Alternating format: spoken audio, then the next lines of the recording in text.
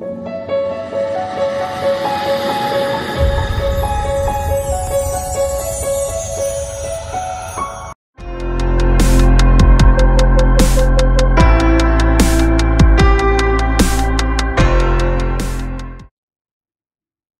các bạn. Hôm nay bếp nhà cô Mỹ sẽ hướng dẫn cho chúng ta làm một món gỏi chay. Đó là mít non trộn gỏi. Nào bây giờ cô mời các bạn cùng theo dõi nha. Nguyên liệu để làm mít non trộn gỏi chay gồm có mít non, tàu hũ ki, thịt heo chay, rau răm, củ hành tím, tỏi băm nhuyễn, ớt băm nhuyễn, tương ớt, đường cát, muối, nước tương, đậu phộng, một miếng rong biển, dầu ăn, dầu ô liu và giấm. Đây là cái mít non, cô sẽ cắt ra từng khoanh. Và trong cái món mít non trộn gỏi hôm nay cô chỉ cần khoảng 2 hoặc là 3 khoanh là mình có thể ra được một dĩa gỏi rồi nghe các bạn. Thì để cho nhựa mít không dính vào dao, cô sẽ cho một ít dầu ăn quét lên trên dao, và sau đó mình cắt thì nhựa mít nó sẽ không làm dính dao.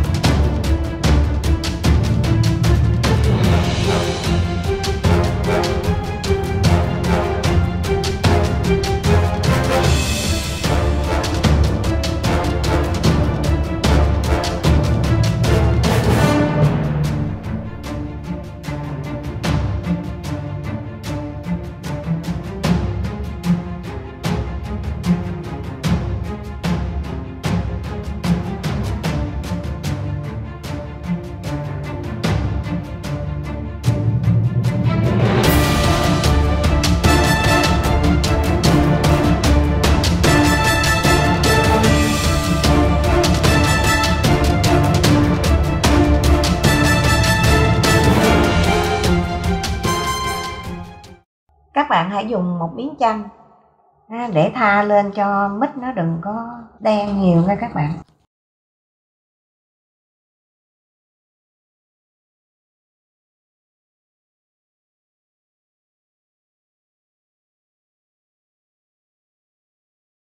Khi thoa một ít chanh lên trên bề mặt, mít sẽ không có bị đen nha các bạn. Sau đó cô sẽ gọt bỏ vỏ và ngâm mít vào trong thau nước rửa sạch.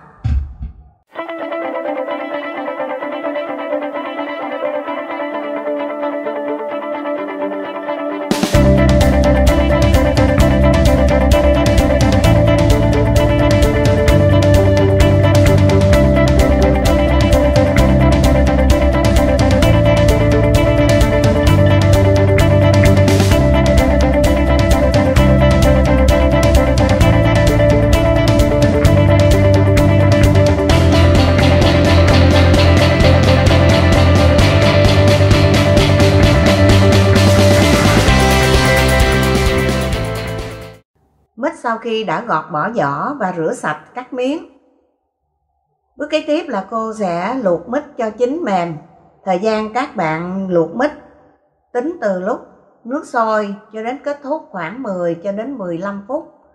Các bạn không cần luộc mít quá chín, vừa chín mềm là được. Kiểm tra mít bằng cách là các bạn có thể dùng đũa để xiên vào muối mít để kiểm tra được độ chín của mít.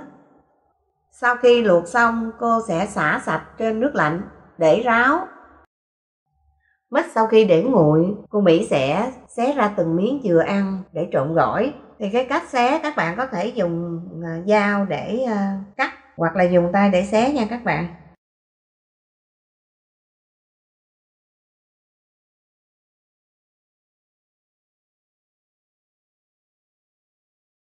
Những cái hạt mít này thì các bạn có thể chẻ ra và trộn chung. Các bạn sẽ bỏ cái phần cùi mít, chỉ lấy cái phần xơ mít và hạt mít bên trong. Cứ như vậy chúng ta sẽ gỡ những cái múi mít này ra và cho vào trong một cái thau lớn Để một lát nữa thì chúng ta sẽ trộn cùng với những nguyên liệu khác.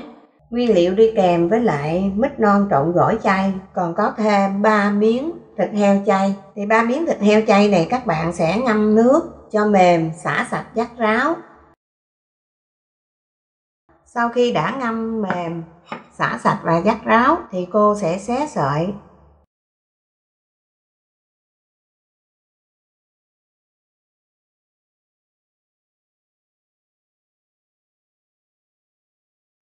Thịt heo chay sau khi xé sợi, các bạn sẽ dùng chảo cho một ít dầu, đun nóng.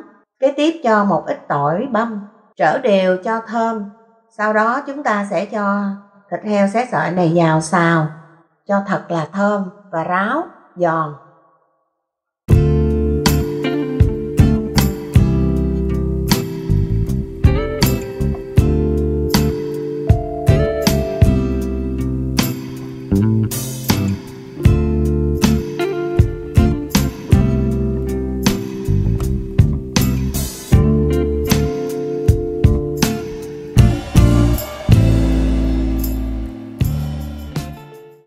Nguyên liệu kế tiếp là 20g tàu hũ ki.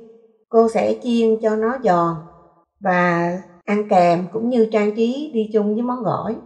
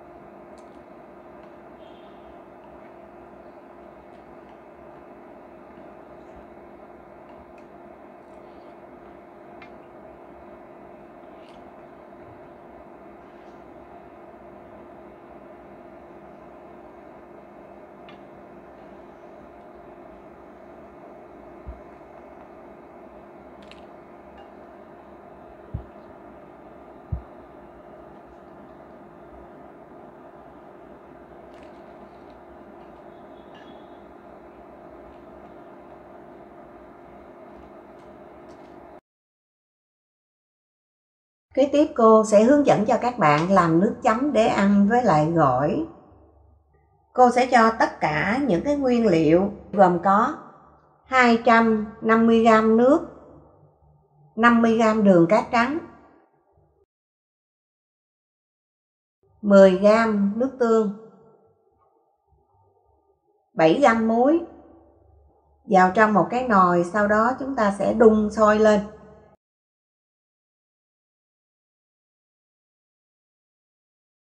Khi đường tan thì cô sẽ tắt bếp và thả miếng rong biển vào để tạo hương thơm cho nước chấm. Như vậy là chúng ta đã hoàn tất phần nước chấm. Khi dùng thì các bạn có thể kèm với lại tỏi băm và ớt xay để tạo thêm độ cay và thơm ngon cho nước chấm.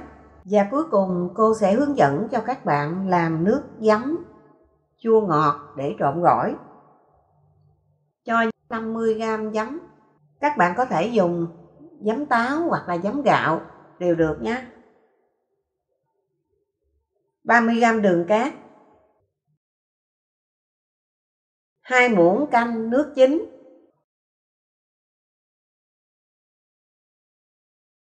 đun sôi.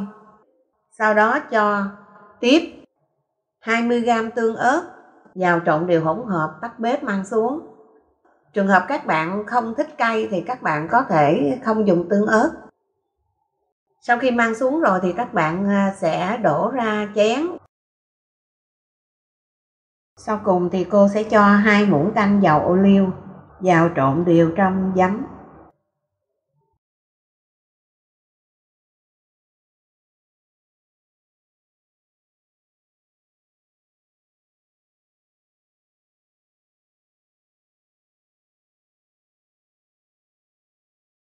Củ hành tím thì cô sẽ cắt mỏng ra và sau đó trộn chung với lại mít non, kèm với những cái nguyên liệu đi kèm để tạo độ giòn thơm, và đặc biệt là khi có củ hành tím thì cái hương vị nó sẽ đậm đà hơn.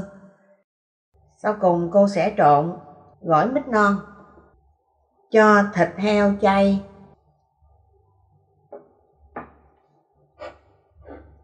củ hành sắc sợi,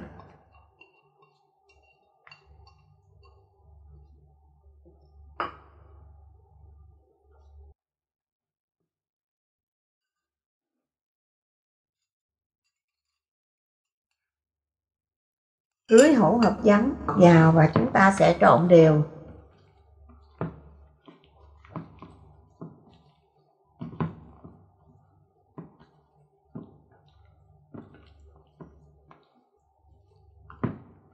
Cô sẽ rưới thêm một ít nước chấm để cho vị gỏi đậm đà hơn.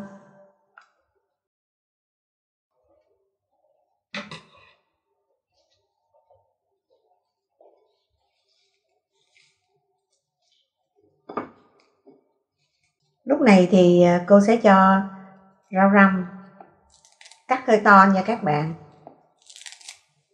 Mình cho vào gỏi và trộn đều, chừa lại một ít rau răm để trang trí trên mặt.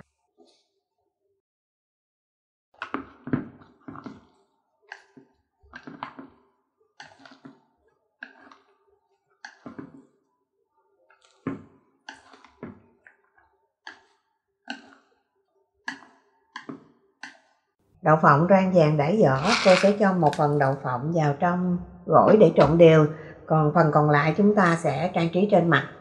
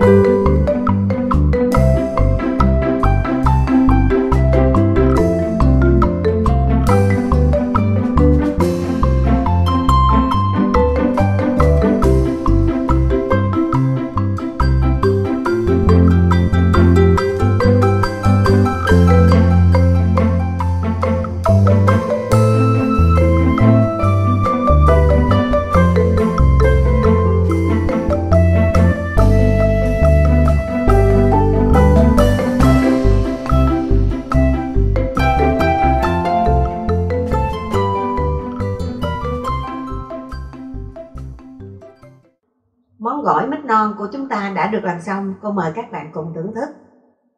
Đây là một món ăn rất có lợi cho sức khỏe và có thể dành để ăn chay nha các bạn. Ngoài ra nếu chúng ta thích cho thêm thịt hay là tôm đều vẫn được. Cô mời các bạn cùng thưởng thức. Bếp nhà cô Mỹ cảm ơn các bạn đã theo dõi video này. Hẹn gặp lại các bạn trong video kế tiếp. Bye bye!